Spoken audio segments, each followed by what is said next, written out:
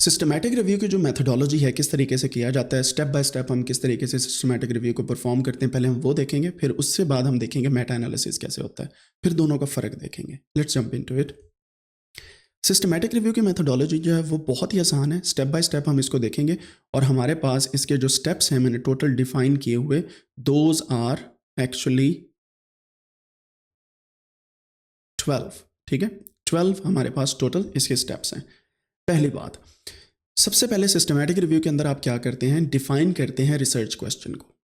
Research question क्या है, क्या कह रहा है, किस तरीके से हम करते हैं।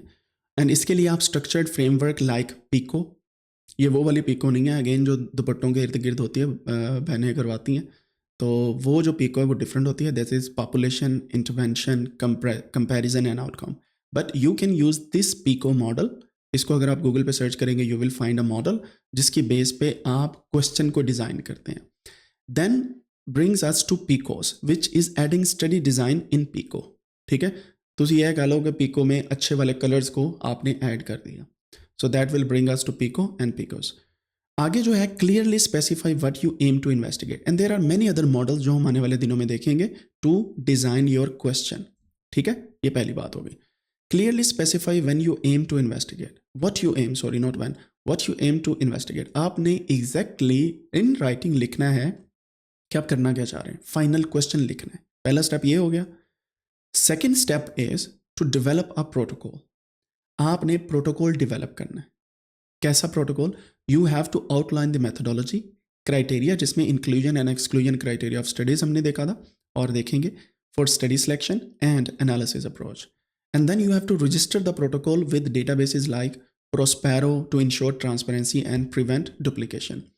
ऑफ कोर्स अगर आप इस प्रोटोकॉल को नहीं रजिस्टर करवाना चाहते स्टिल इट्स फाइन, लेकिन ज़्यादातर जो मेडिकल एंड हेल्थ केयर के लोग हैं they actually resistor this protocol on databases like Prospero. कौन सा प्रोटोकॉल? जो आप डिज़ाइन करते हैं, क्राइटेरिया, इंक्लूजन एंड एक्सक्लूजन, ये क्या करता है, ये चेक करता है कि किसी और ने तो सेम काम नहीं किया हुआ। समझ रहे बात की? और क्योंकि ये हर फील्ड में अभी घुस रहा है तो लोग इस पे ज़्यादा फोकस नहीं करते, बट मेडिकल हेल्थ साइंसेज के अंदर you have to go in some databases and register your inclusion exclusion criteria and methodology.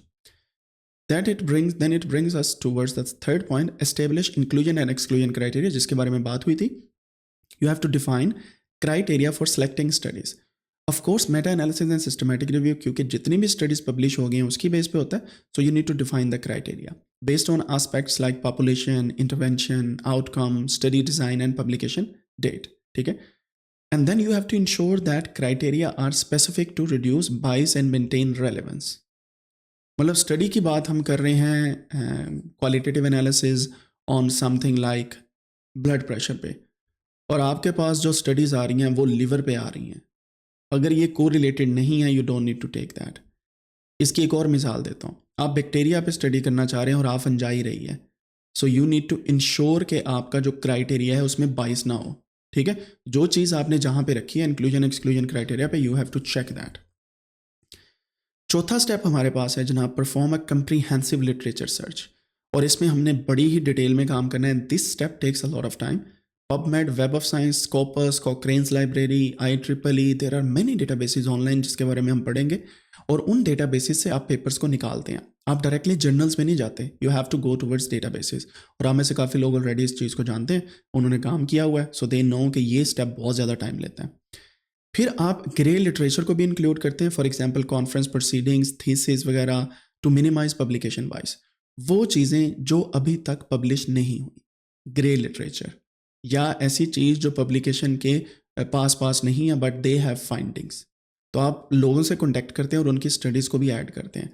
But usually क्या होता है, अगर उन लोगों ने स्टडीज़ आपको प्रोवाइड कर दी हैं लेकिन उन्होंने पब्लिश नहीं की, मसला होगा ना। फिर दलाइल कैसे देंगे आप ये कहेंगे अनपब्लिश्ड बाय दैट गाय। सो इस वजह से इस स्टेप को बड़ी गौर से देखिएगा। अगर रिनाउंड ऑथर है तो उनकी स्टडीज़ को ऐड करें, अगर बहुत ही बिगिनर है तो उनकी स्टडीज़ को ऐड ना कीजिएगा।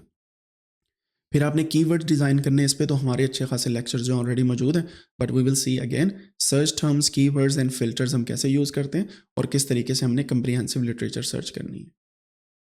Then fifth point is screen titles and abstracts. ठीक है, हम क्या करते हैं, टाइटल एंड एब्स्ट्रैक्ट के बेस पे इंक्लूजन एंड एक्सक्लूजन क्राइटेरिया जो हमने बनाया है उसकी बेस पे स्क्रीन करते हैं टाइटल्स को एंड एब्स्ट्रैक्ट्स को, and we employ multiple reviewers to improve accuracy and resolve conflicts through consensus. समझ आई बात की? मिसाल के तौर पे 3 रिव्यूअर्स हमने ऐड कर लिए हैं जी, स्टडीज़ आपने करनी है 3 ने मिलके, आपके पास है 300 पेपर। तो होता ये है कि बजाय 100 डिवाइड करने के आप 300 के 300 हर किसी को दें कि चेक करो तुम्हारे पास कौन से इंक्लूजन में आ रहे, मेरे पास कौन से आ रहे हैं।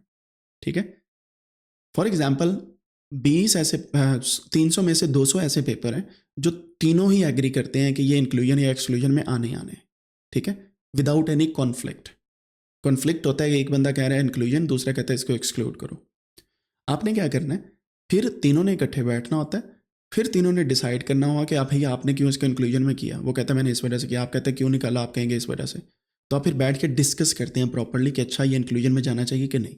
ठीक है, अगर फिर भी बात ना बने तो जमहूरियत वाला निज़ाम चलता है, जो लोग ज़्यादा जिस किस्म की वोट में होते हैं उन्हें हम फिर ऐड कर लेते हैं। So that is why it is always recommended to have at least 3 reviewers. वो रिव्यूअर्स 3 होंगे तो बाइसनेस कम होगी। और अगर आप इस पॉइंट को लिखेंगे ना अपने पेपर के अंदर कि हमने 3 लोगों ने मिल के स्टडीज़ को स्क्रैच से देखा और हमने ये नहीं किया 100 डिवाइड किए, बल्कि सभी ने सभी स्टडीज़ को देखा, बिलीव मी आपके पेपर की क्रेडिबिलिटी बढ़ जाएगी सिर्फ एक इस सेंटेंस से। लेकिन झूठ नहीं लिखना कि हमने किया और आपने किया ना हो, क्योंकि वहाँ पे एग्जाम्पल्स देनी पड़ती हैं, आपको डेटा शो करना पड़ता है, डेटा के बगैर ना कुछ कीजिएगा। Then brings us to our 6th point, that is conduct full text screening.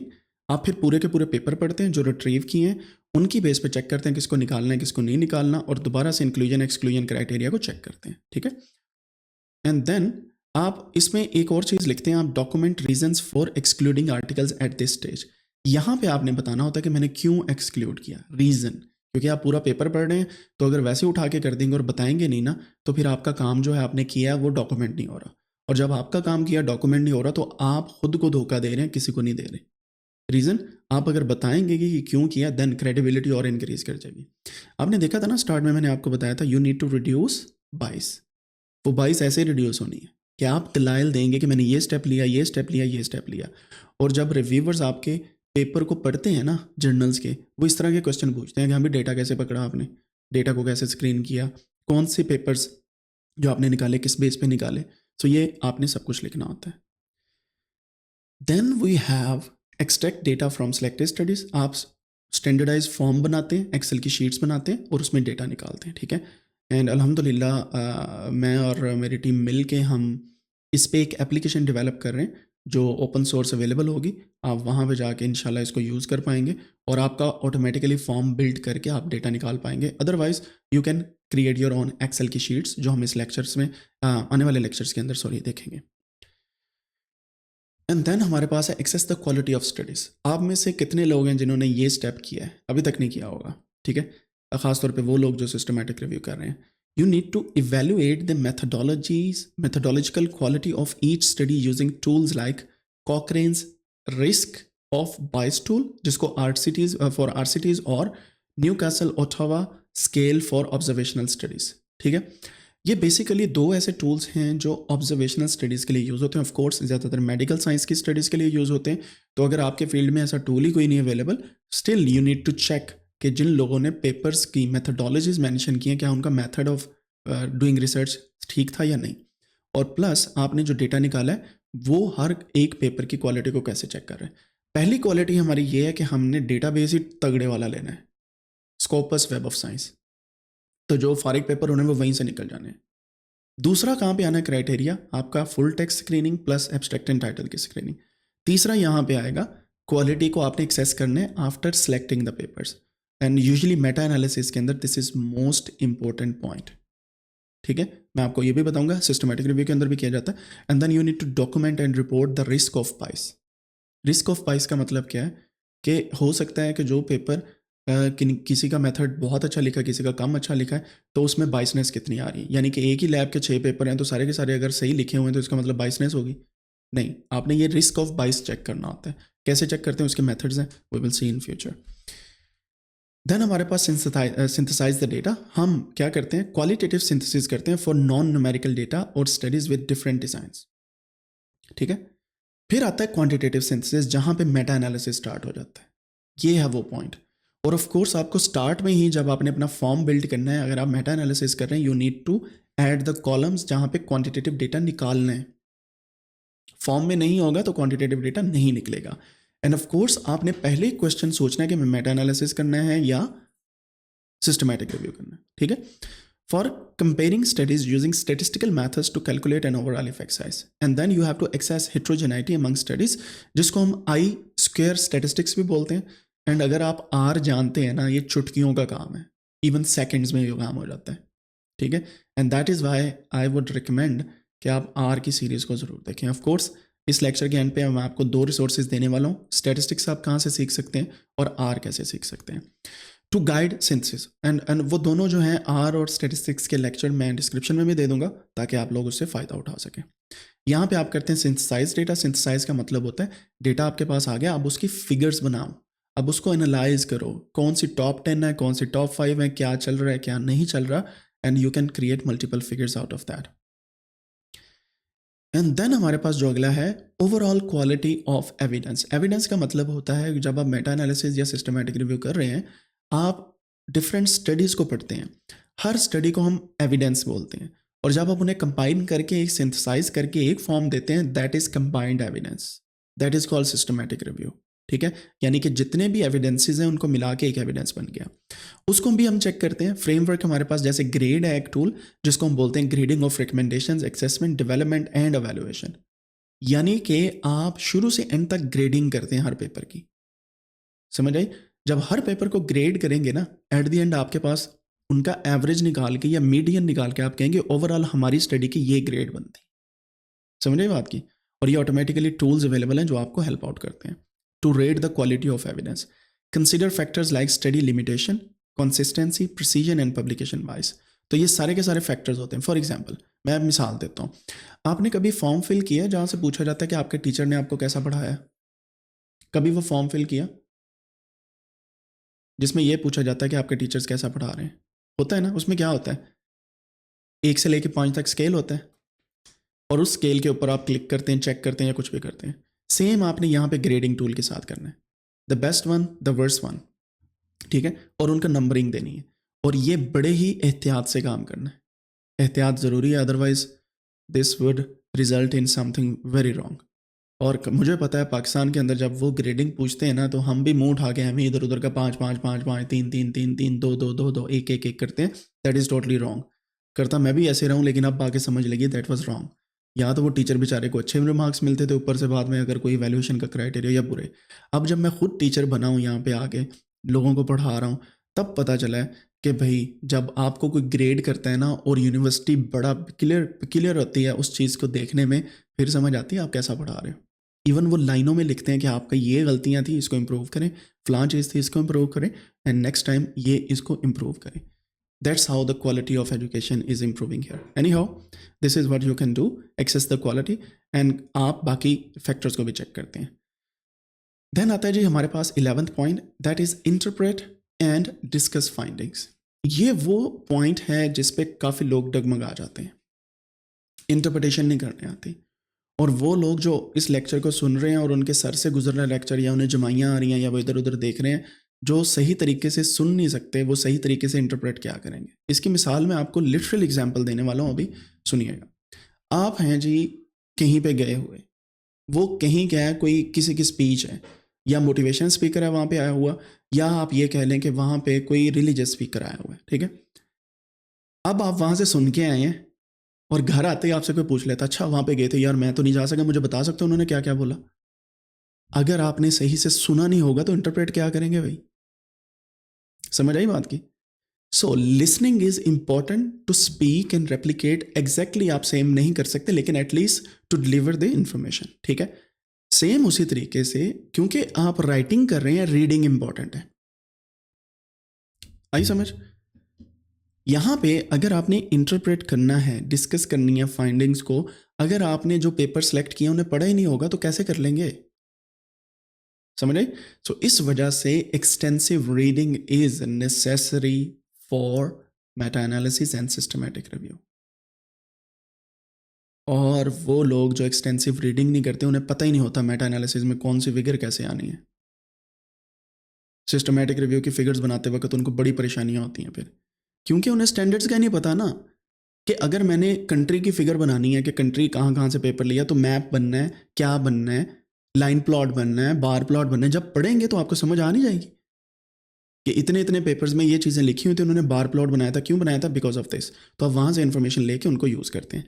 And then you summarize the results of in the context of the research question. आपने हर चीज़ को रिलेट करना है आपके स्टार्टिंग क्वेश्चन से, यानी कि ये एक लूप है, पहले से 12 की तरफ आया and 12 will again go back to the first point. And first point क्या था जी हमारा, अगर आपको याद हो, first point was defining the research question. समझ आई बात की। एंड अगर हमारे पास 12th पॉइंट ये है reporting and publishing the review, that means follow guidelines, sorry not this one, 11th one, this is summarizing the results and then writing the research question, discussing limitations, potential biases and implication for practice, policy and future research. अब आपने सारी studies को पढ़ लिया, now it's on your shoulders कि आप लोगों को बताएं कि ये सब कुछ क्या फाइनल रिजल्ट दे रहे हैं, यानी कि समराइज करें। पॉलिसी रिकमेंडेशन आपने लिखनी है, आपने फ्यूचर रिसर्च की रिकमेंडेशन लिखनी है, क्योंकि अब आपके पास वो नॉलेज है जो अब तक हो चुका है, इसमें क्या नया हो सकता है, तो वो एम तो नहीं ना आ जाएगा, उसके लिए भी पढ़ना पड़ेगा। So systematic review and meta analysis के लिए अच्छा रीडर होना बहुत ज़रूरी है। जो बंदा अच्छा रीडर नहीं है, that person can not right. अच्छा, ये 11 से लूप बनेगा, 12th से नहीं बनेगा, क्योंकि 12th में आपने पब्लिश करनी है report and publish the review, follow guidelines like PRISMA, prefer reporting items of systematic review and meta analysis for reporting and publish in peer reviewed journals और database for dissemination and accessibility. समझ आ गई बात की। अब क्या होता है, आप अपने पेपर को as a research review paper भी पब्लिश कर सकते हैं अगर सिस्टमैटिक रिव्यू है। अगर आप अपना डेटा पब्लिश करना चाहते हैं, you can publish your data as well. मैंने आपको पहले भी बोला था, even you can sell your data if you want to earn something out of it. किनको? कंपनीज को। आप रिपोर्ट्स बना के दे सकते हैं कि नेक्स्ट 10 ईयर्स में ये स्टडीज ज़्यादा होने वाली, क्योंकि पिछले 10 सालों में ये नहीं हुई, अब स्टार्ट हुआ काम, इससे आगे ये होगा। So that's how you can actually play with the data. और ये वो चीज़ है जो हर किसी को आनी चाहिए। End of course I am talking a bit on an advance level at the moment, लेकिन ये चीज़ आपको इस वजह से मैं बता रहा हूँ ताकि आपको समझ आए। This is how you report and publish the reviews, खासतौर पे systematic review. Of course meta analysis को हम पढ़ेंगे और उसके बारे में देखेंगे, but before that you need to know this. And peer reviewed journals में अगर आप पब्लिश करते हैं, आपकी पब्लिकेशन हो गई। एंड डेटा बेसिस में अगर डेटा पब्लिश करते हैं, दैट इज़ डिसेमिनेशन। और अगर आप कैगल के ग्रैंड मास्टर बनना चाहते हैं ना, you can publish this data which is even more authentic than other data set जो लोग हमें स्क्रैप करके अपलोड कर रहे हैं। You will get more points. More points means you will have like more access to different things and then you can link that data towards your paper. समझ आई बात की। जितने बंदे वो पेपर पढ़ेंगे, वो कैगल पे जाएंगे, उस डेटा को डाउनलोड करेंगे, that means you will get a kind of plus point. So ये एक वो स्ट्रेटजी है which I am going to implement in my next papers. ठीक हो गया रे, यहाँ तक क्लियर हो गया। सिस्टमैटिक रिव्यू का मेथोडोलॉजी आपको पहले भी पता होंगी काफ़ी लोगों को, जिनको नहीं पता थी, this was the point two learn about systematic review.